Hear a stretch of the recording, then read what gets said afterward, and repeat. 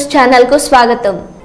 అక్రమ అరెస్టులతో టీడీపీ ప్రభుత్వం వైసీపీ నాయకులపై కక్ష శోధిస్తుందని మాజీ మంత్రి పేర్ని నాని అన్నారు. జోగి Rajiv అరెస్టులో legal professor miss అయిందన్నారు. Jogi Ramesh ను రాజకీయంగా ఎదుర్కోలేక టీడీపీ ప్రభుత్వం సిఐడి ఏసీబీలకు కేసులు పెడుతుందన్నారు.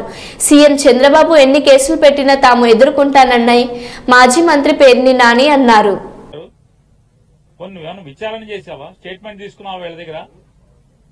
ఇంత పద్ధతిగా అంటే లీగాలిటీ ఎక్కడా మిస్ అవ్వకుండా, లీగల్ ప్రొసీజర్ ఎక్కడా మిస్ అవ్వకుండా చట్టరీత్యా లేదా మనీ ట్రాన్స్ఫర్ చేసి కొన్ని ఏమన్నా డబ్బులు అకౌంట్ ట్రాన్స్ఫర్ చేయకుండా కొన్నారా?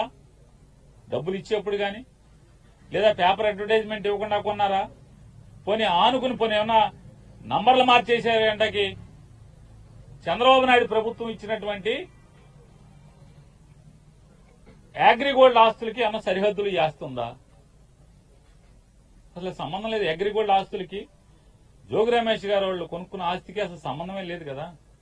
లేని పరిస్థితుల్లో ఇవాళ సిఐడితో అదే ఆగస్టు 2వ తారీఖు ఒక కేసు కట్టించి, ఏసీబీతో ఒక కేసు కట్టించి విచారణకు కూడా కనీసం పిలవకుండా ఏం జరిగింది, నువ్వేం చేశావు, నీ పాత్ర ఏంటనే విచారణ కూడా చేయకుండా జోగి రమేష్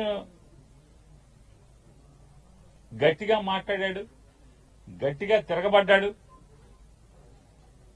జోగి రమేష్ ని రాజకీయంగా ఎదుర్కోలేక, రాజకీయంగా నన్ను తిట్టాడు కాబట్టి, నన్ను ఎదిరించాడు కాబట్టి, నేను జగన్మోహన్ రెడ్డి గారిని తిడితే నా మీద తిరుగుబాటుగా మళ్లీ నా మీద మాట్లాడాడు, విమర్శించాడనేటువంటి కక్ష కడుపులో పెట్టుకుని రమేష్ ని ఏమీ చేయలేక మానసికంగా వేధించడం కోసం జోగి రమేష్ గారి కొడుకు మీద ఈ రకమైనటువంటి వాళ్ళ బాబాయ్ మీద అక్రమ కేసులు పెట్టి చంద్రబాబు నాయుడు గారికి ఒకటే చెప్తున్నాం, నీ ఇష్టం రాష్ట్రంలో ఉన్నటువంటి 175 నియోజకవర్గాల్లో ఉన్నటువంటి వైఎస్ఆర్ పార్టీ సంబంధించినటువంటి అందరినీ కూడా లోపలేసుకో, నీ మీద పోరాటం